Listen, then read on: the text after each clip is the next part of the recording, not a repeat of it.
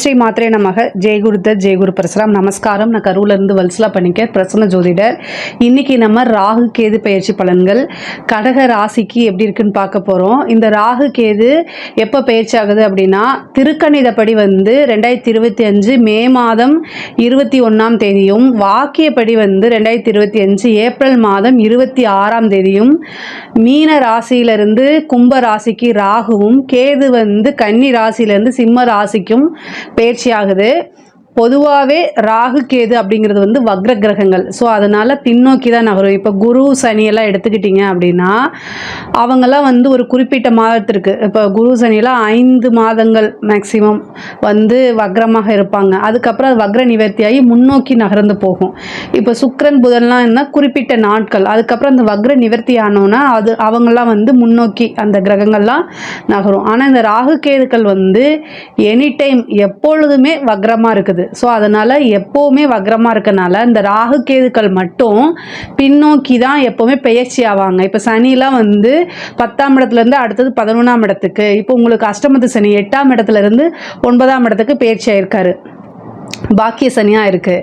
ஆனால் இந்த ராகு கேதுக்கள் மட்டும் பின்னோக்கி நகர்றதுனால பாக்கிய ஸ்தானம் ராகு உங்களுக்கு பாக்கியஸ்தானத்துலேருந்து இப்போ அஷ்டமத்தில் ராகு, அஷ்டம ராகுவாகவும், கேது 2ஆம் இடத்துக்கு, இவ்வளோ நாளாக 3ஆம் இடத்துல இருந்துச்சு, இப்போ 2ஆம் இடத்துக்கு பயிற்சி ஆகுது.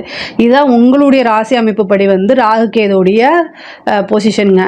இப்போ தான் எனக்கு அஷ்டமத்து சனி முடிஞ்சிச்சு. அதுக்குள்ளே அஷ்டமத்துக்கு இன்னொரு கிரகமா அப்படின்னு நீங்கள் நினைக்காதீங்க.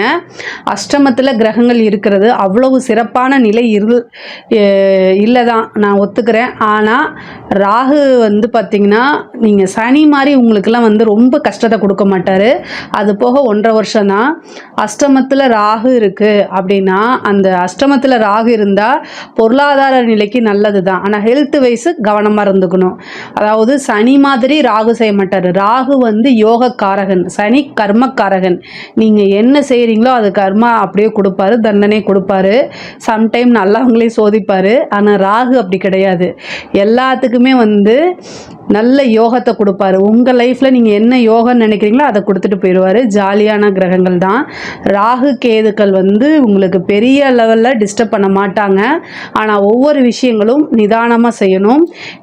அது இந்த சனி மாதிரி உங்களுக்கு மனவேதனையும் மன கஷ்டங்களும் வராது. அதனால் கவலைப்படாதீங்க. அஷ்டமத்தில் வந்திருக்கக்கூடிய ராகு கவனமாக இருக்கணும், சரிங்களா? உங்களுடைய பொருளாதார ரீதியாக நல்ல வளர்ச்சி உயர்வு எல்லாமே நடக்கும். ஆனால் அதே நேரத்தில் ஹெல்த் சம்மந்தப்பட்டதெல்லாம் ரொம்ப கவனமாக இருக்கணும். 8ஆம் இடத்துக்கு ராகு வரும்போதெல்லாம் நீங்கள் ஒரு ஹெல்த் இன்சூரன்ஸ், அதாவது மெடிக்ளைம் பாலிசி மாதிரியோ அல்லது லைஃப் இன்சூரன்ஸ் இதெல்லாம் எடுத்து வச்சுக்கிறது நல்லது. ஒருத்தர் கமெண்ட்ஸில் காமெடி பண்ணிட்டு இருந்தார். ஹெல்த் இன்சூரன்ஸ்னு சொல்கிறது நான் ஏஜென்ட்டான்னு கேட்டார். நான் ஏஜென்ட்லாம் கிடையாது.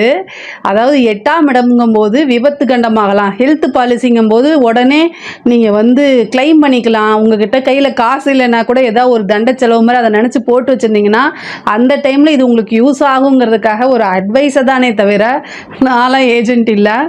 காமெடி பண்ணி வச்சுருந்தாரு. ஸோ இது உங்களுடைய நலனுக்கு மட்டும்தான் நான் சொல்கிறேன். உங்களுடைய புரிதல், உங்களுடைய நன்மை. இது ஆல்ரெடி நீங்கள் செய்கிறது தான். நான் இந்த வீடியோ பார்க்கும்போது ஆமாம் அப்படின்னு மறந்துருந்தீங்கன்னா அதை நீங்கள் போட்டு வச்சுக்கோங்க. மற்றபடி உங்களுக்கு என்ன சேஃப்டியோ அது எல்லாத்தையுமே நீங்கள் செக்யூர் பண்ணி வச்சுக்கிறது தான் நல்லது. இந்த 8ஆம் இடம்ங்கிறத இன்சூரன்ஸ் கிளைம், அதுக்காக தான் இவ்வளோ தூரம் நான் சொல்கிறேன். 8ஆம் இடம்ங்கிறதுல பணம் வருங்க. இந்த 8ஆம் இடத்துல பணம் இருக்குது. ஆனால் அதில் வெளியில் சொல்ல முடியாத பணங்கள். ஒன்று புதையலாக இருக்கலாம், இல்லைன்னா லாட்ரியாக இருக்கலாம், இல்லைன்னா பினாமி சொத்தாக இருக்கலாம். பட் ஆனால் பெருசாக உழைச்சி வரக்கூடிய பணம் 8ஆம் இடத்தை குறிக்காது. உங்களுக்கு 8ஆம் இடத்துல ராகு ஒரு பணத்தை கொடுக்குதுன்னா அந்த பணத்தை நீங்கள் வெளியில் சொல்ல முடியாது. அதை சீக்ரெட்டாக தான் வச்சுக்கணும். ஸோ அதனால் அதை அப்படியே வச்சுக்கோங்க, அதுதான் நல்லது. வெளியில் சொல்லிட்டிங்கன்னா அது அப்படியே போயிடும்.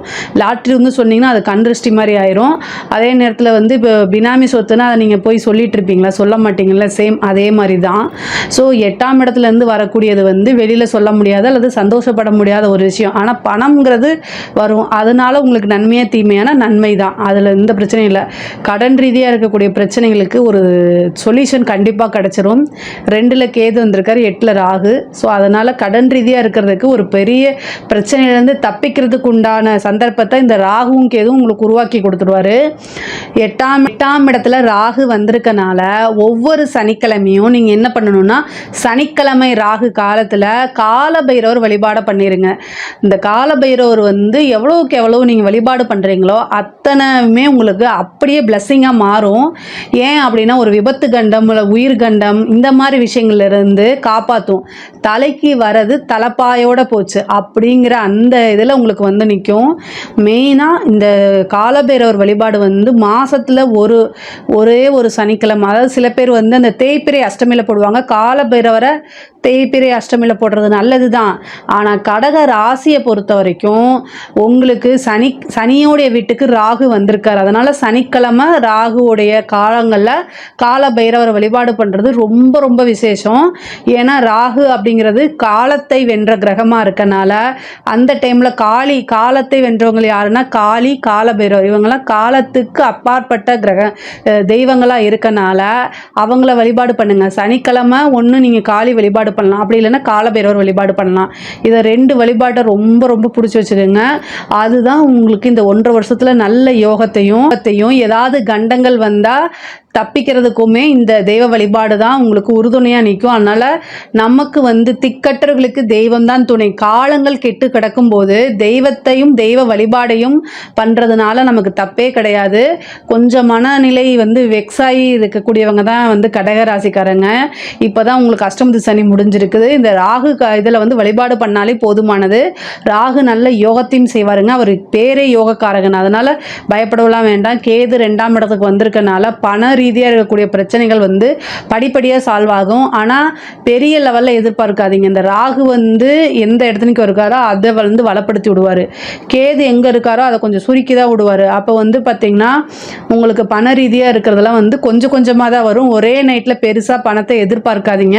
ஆனால் வருமானங்கிறது தடையில்லா வருமானம், ஆனால் கொஞ்சம் கொஞ்சமாக தான் வரும். கடன் ரீதியாக இருக்க பிரச்சனைகள் வந்து உங்களுக்கு சால்வ் ஆகும். 8ஆம் இடத்துல வந்திருக்கக்கூடிய கேது வந்து தேவையில்லாத அவமானங்கள், தீரா அவமானங்களை ஏற்படுத்தி கொடுத்துரும். அதனால் ரொம்ப கவனமாக இருக்கணும். பேசக்கூடிய வார்த்தைகளை நிறுத்தி நிதானமாக, இதைத்தான் நான் 2 வருஷமாக சொல்லிகிட்டு இருக்கேன். இருந்தாலும் இன்னும் கொஞ்ச நாள் வந்து பேசக்கூடிய விஷயங்களை நிறுத்தி நிதானமாக பேசுங்க. நம்ம பேசக்கூடிய விஷயம் வந்து மற்றவங்களை பாதிக்குதா அப்படிங்கிறத யோசித்து பார்த்துக்கோங்க. ஏன் அப்படின்னா, கால நேரங்கள் இப்போ இல்லைனாலும் ஒரு காலகட்டத்தில் அது வேலை செய்யும். நீ அன்னைக்கு அப்படி பேசினே இல்லை, அதுக்கு இதுதான் பழி அப்படின்னு சொல்லி வேணுக்குமே பழி வாங்கிறதுக்கு வருவாங்க. அதே மாதிரி உங்களை கஷ்டப்படுத்துறதுக்குன்னு எங்கேயோ இருந்து ஒருத்தர் வருவார். ஸோ அவங்கக்கிட்டேருந்து தூர விலகி போயிருங்க, அதுதான் ரொம்ப நல்லது. அதே மாதிரி தாய் வழி சொத்துக்கள், அதே மாதிரி உங்களுடைய லைஃப் பார்ட்னர் வழி, அதாவது கணவனாக இருந்தால் மனைவி, மனைவியாக இருந்தால் கணவனும் ஒருவருக்கொருவர் அனுசரித்து போகக்கூடிய காலகட்டம். அவங்க வழி சொத்துக்கள் வந்து சேரும். ஒருத்தருக்கு ஒருத்தர் ஆதரவாக இருந்து கை தூக்கி விடக்கூடிய காலகட்டமாக இருக்குது. முக்கியமாக பெண்களாக இருந்தால், கடகராசியில் இருக்கக்கூடிய பெண்களாக இருந்தால் 8ஆம் இடம்ங்கிறது பெண்களுக்கு மாங்கல்ய ஸ்தானம். அங்கே ராகு வந்திருக்கனால கணவருடைய தேக ஆரோக்கியத்தில் கவனம். அவர் என்ன பண்ணுறாரு, உங்களுடைய ஹஸ்பண்ட் வந்து என்ன பண்ணுறாரு, ஏது பண்ணுறாரு அப்படிங்கிறத பார்க்கணும். இதே ஆண்களாக இருந்தால் மனைவி கொஞ்சம் அதிகமாக செலவு பண்ணுவாங்க, அவங்கள கண்ட்ரோல் பண்ணுறது ரொம்ப ரொம்ப முக்கியம்.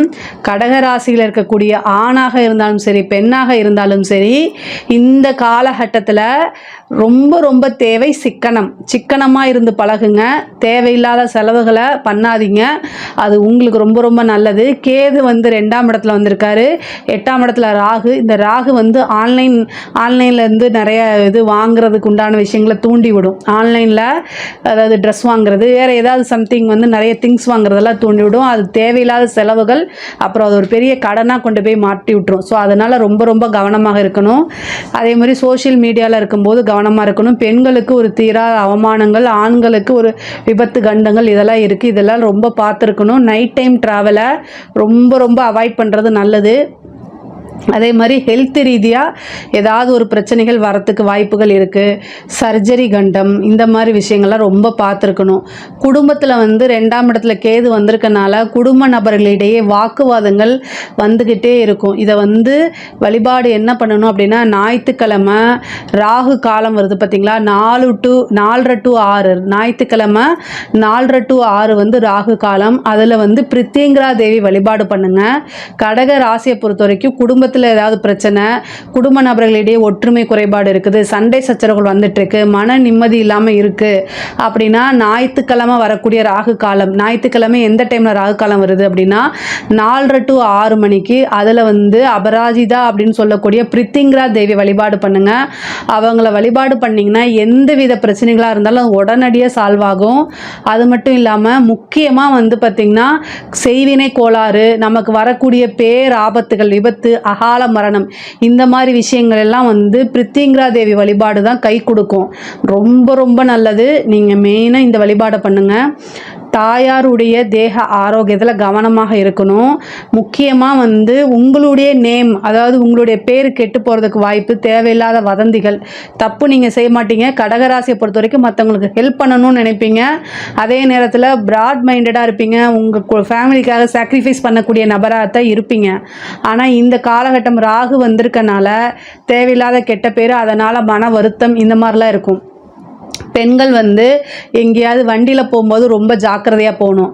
அதே நேரத்தில் தொழில் ரீதியாக இந்த காலகட்டம் வந்து வளர்ந்து வந்துருச்சு. ஸோ அதனால் பெண்கள் வந்து உத்தியோக ரீதியாகவோ அல்லது வந்து தொழில் ரீதியாகவோ வந்து வெளியூர் வெளிமாநிலம் செல்லத்தான் வேணும். ஆனால் அது உங்களுடைய பாதுகாப்பை நீங்கள் உறுதி பண்ணணும். உங்களுடைய குடும்பத்தாருடைய ஆதரவு தான் நீங்கள் எல்லா விஷயத்தையும் செய்யணும். ஆதரவு கிடைக்கல அப்படிங்கிறதுக்காக ஒரு விஷயத்தை மறைச்சு நீங்கள் முன்னேறணும்னு அவசியம் கிடையாது. இந்த காலகட்டத்தில் உங்களுக்கு பாதுகாப்பு குறைவாக இருக்கனால உங்களுக்கு நீங்கள் கல்யாணம் ஆனவங்களாக இருந்தால் கணவர்கிட்டையோ அல்லது கணவருடைய பாதுகாப்புலையோ போகிறது தான் நல்லது. கல்யாணம் ஆகாத பெண்களாக இருந்தால் சகோதரனோ அல்லது தந்தையாருடைய பெற்றோர்களுடைய ஆதரவோடு எங்கேயாவது வெளியில் போங்க. இந்த காலகட்டம் வந்து ரொம்ப ரொம்ப சுமாராக தான் இருக்குது, நல்லா இல்லை. அதாவது உங்களுடைய பாதுகாப்பை ரொம்ப உறுதிப்படுத்திக்கணும். வெளியூர் போகும்போது சாதிக்கக்கூடிய பெண்கள், நான் வந்து எல்லா விஷயத்துலையும் இதாக தான் இருப்பேன்னா இருங்க, நான் தப்பு இல்லை. ஆனால் கிரகங்களை வச்சு உங்களுடைய வாழ்க்கையை தடை பண்ணுறதுக்காக நான் சொல்ல வரலை. பெண்களுக்கு பாதுகாப்பு ரொம்ப முக்கியம் அப்படிங்கிறதுக்காக இதை சொல்ல வரேன். முக்கியமாக சோஷியல் மீடியாவில் இருக்கவங்க இது எல்லாமே பார்த்துக்கோங்க. 8ஆம் இடம் ராகு வரும்போதோ அல்லது சனி வரும்போதோ ஒரு தீராத அவமானத்தை கொடுத்துட்டு போயிடும். ஸோ அதில் கொடுத்துட்டு அவங்க பாட்டுக்கு போயிடுவாங்க. மீண்டு வர்றது நம்ம மனசு சீக்கிரமாக வராது. ஸோ அதனால் ரொம்ப கவனமாக இருக்கணுங்க. மற்றபடி பொருளாதார வளர்ச்சி வந்து ரொம்ப சூப்பர். புதையல், திடீர்னு ஒரு அரசியல்வாதி வந்து உங்களுக்கு ஒரு பினாமி சொத்து அவரோட பேரில் வாங்க முடியாது, உங்கள் பேரில் வாங்குறதுக்கு உண்டான வாய்ப்புகள் இருக்குது. பினாமி சொத்துக்கள் வரும். லாட்ரி யோகம் இருக்குது. 8ஆம் இடத்துல வந்திருக்கக்கூடியது வந்து லாட்ரி யோகத்தை கொடுக்கும், புதையல் கொடுக்கும். இந்த மாதிரி நிறைய நன்மைகளும் இருக்குது. விபரீத ராஜயோகம் அப்படிங்கிறது கடகராசிக்கு இருக்குது. ராகு 8ஆம் இடத்துல வந்திருக்கனால விபரீத ராஜயோகம் உறுதியாக உண்டு. அதாவது ஃபாரின் போகிறதுக்கு உண்டான அமைப்புகள் இருக்குது. ஹெல்த் சம்மந்தப்பட்ட விஷயங்கள ரொம்ப கவனமாக இருங்க. ஏதாவது ஒரு பிரச்சனை, டாக்டர் சர்ஜரி பண்ணுறாங்க அப்படின்னா, சர்ஜரி மாதிரி சஜஷன் பண்ணுறாங்க அப்படின்னா இன்னொரு ஒப்பீனியன் கேட்டுட்டு எந்த ஹாஸ்பிட்டல் நல்ல ஹாஸ்பிட்டலாக அந்த ஹாஸ்பிட்டலில் போயிருங்க. செலவு அப்படிங்கிறதுக்காகத்தான் நான் இன்சூரன்ஸை போட்டு வைங்கன்னு சொன்னேன். ஏன்னா 8ஆம் இடம்ங்கிறது சர்ஜரி கண்டத்தை குறிக்கக்கூடியது. ஸோ அதனால் அதுக்கு எல்லாமே ப்ரிப்பேராக இருந்துக்கங்க. அதே மாதிரி தாயாருடைய தேக ஆரோக்கியத்துலேயும் ரொம்ப ரொம்ப கவனமாக இருக்கணும். பூர்வீக சொத்துக்கள், உயில் சொத்துக்கள் இருந்த பிரச்சனையெல்லாம் நீங்கும். கோர்ட்டு கேஸ் வழக்குகள்லாம் ஜெயிக்கிறதுக்கு உண்டான அமைப்புகளை கொடுக்கும். மீதி எல்லாமே கடகராசிக்கு நல்லா இருக்குது. நிதானம், பேசக்கூடிய வார்த்தைகளை நிதானம், தெளிவு, நல்ல உறுதியான தன்மை இருந்தாலே பலவிதமான ராஜயோகமும் விபரீத ராஜயோகமும் அஷ்ட ஐஸ்வர்யமும் சம்பத்தும் நல்ல நிலைத்து நிற்கும். கடகராசியை பொறுத்த வரைக்கும் இதில் ஏதாவது சந்தேகங்கள் இருக்குது அப்படின்னா கமெண்ட்ஸில் கேளுங்க, கண்டிப்பாக நான் ஆன்சர் பண்ணுறேன். நம்மளுடைய சேனலை லைக் பண்ணுங்கள், ஷேர் பண்ணுங்கள், சப்ஸ்கிரைப் பண்ணுங்கள். நன்றி, வணக்கம்.